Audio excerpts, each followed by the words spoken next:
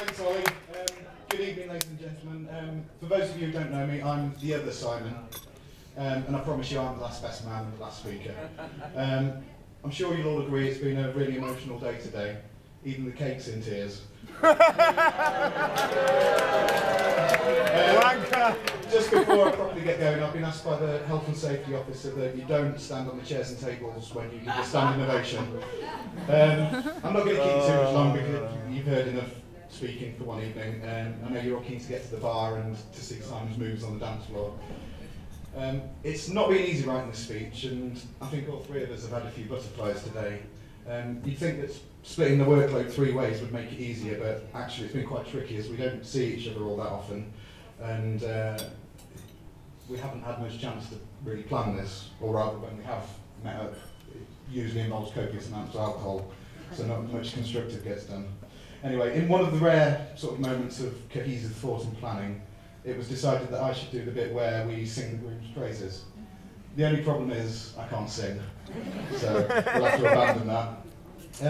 You've heard from Ollie and John about the days gone by, so I won't labour on about that too much, but we'll just briefly say that I met Simon and Ollie at sixth form back in 1998 when we were 16.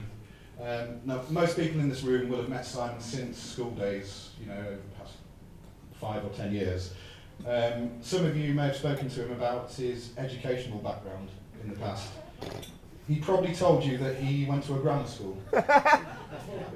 You can probably tell from his nervous smile that this is a blatant lie, and he will be giving a full and frank apology to everyone who's misled over the years, including his good lady wife. I've been thinking about sort of various misdemeanours over the years that I can share with you, but pretty much all of them involve either me or my co-best men, so in an effort to preserve our impeccable reputations, I'm not going to go down that road. In fact, as Simon goes home at about 10 o'clock on most nights out, there's not actually that much scandal. He's far too well behaved. As I say, I've known Si for about 15 years now. School, then uni, then the last 6 or so years living in London. It's in London where he met the lovely Emma. I remember when he told me, probably 4 or 5 years ago, that he'd been on a date with someone really special. To be honest, I didn't take that much notice initially because this was a period of his life where he was probably spending about 50 quid a month on internet dating websites. He was out 3 or 4 nights a week on dates, seemingly endless streams of women that never went any further. It was only about a month later that it appeared that he found one that was really blossoming. As John mentioned earlier, I had a house party, and that was the first time I met Emma. And it was obvious, even at that early stage in their relationship, how besotted they were with each other. They spent the whole evening holding hands, or hands in each other's pockets, and all that sort of stuff. It was really sweet, and I think everyone who was at that party could tell that it was going to last, it was going to go on. I'd like to take this opportunity to congratulate Simon on landing himself such an amazing lady.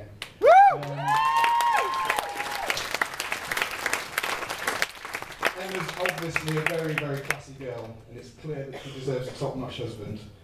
So it's a good job for you, Si, that you managed to snag her before she found one. And Emma, I'd like to thank you for removing any doubts in our mind that Simon was going to spend all of his life as a confirmed bachelor.